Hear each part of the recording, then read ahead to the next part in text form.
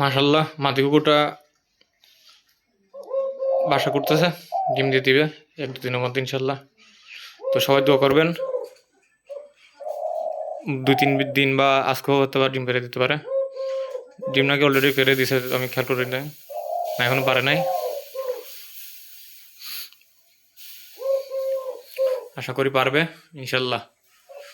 তো সবাই দোয়া করবেন আর অবশ্যই মাশাল্লাহ বলবেন। সবাই ভালো থাকবেন, সুস্থ থাকবেন, আর আমার পাখির জন্য দোয়া করবেন। আর এটা হচ্ছে আপনার শিকারি নটটা, দেখতে পাচ্ছেন বেচারা সিঙ্গেল অবস্থায় কীরকম আছে। এদেরকে যদি এভাবে দেখাই তাহলে একটার সাথে একটা ঝগড়া সিলাসিলি করবে সারাদিন। আর এ তো অটোমেটিক অটো হয়ে গেছে, এর মাদি যতক্ষণ এনে দিচ্ছি না ততক্ষণ পর্যন্ত সিলাবে ও। এর জন্য মাদি একটা নিয়ে আসবো ইনশাল্লাহ, দেখে প্রোটিন পেয়ার থাকবে। এই যা বাচ্চা বিক্রি মানে হবে, যা বাচ্চা হবে ইনশাল্লাহ বিক্রি করার ইচ্ছা আছে আপনাদের কাছে, কারণ এগুলো হচ্ছে হোম ব্রিড বাচ্চা হবে। তো সবাই দোয়া করবেন আর কি। আর দেখতেছেন মাটি বসে গেছে এখানে।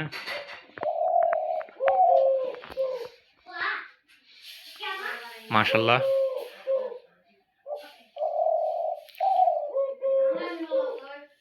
কত সুন্দর করে বাসা বানাচ্ছে দেখেন।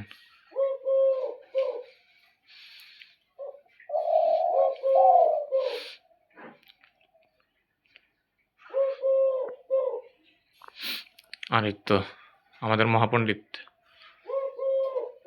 তো আপনাদেরকে বলছি যে পাখি শিকারে এখন যাবো না আর, বা কোনো পাখি ধরবো না,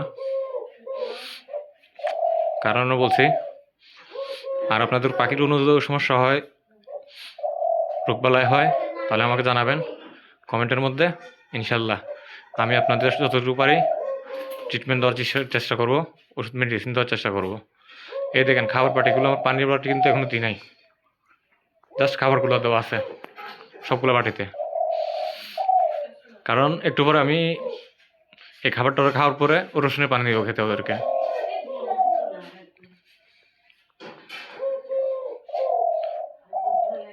আর দিলে কি হয় আপনারা তো সেটা জানেনই, রসুনের পানি। আর এরা ফুল টাইম, যার কারণে আপনারা মনে করেন আমাকে ভয় পাচ্ছে না। আর যারা শিকারী ভাই আছেন ওদেরকে বলবো শিকার করেন, ধরেন, মজা করেন, ছেড়ে দিবেন আবার, কিন্তু পাখিকে কষ্ট দিবেন না বা জবাই করে খেয়ে ফেলবেন না। তো এটা দেখেন কি অবস্থা।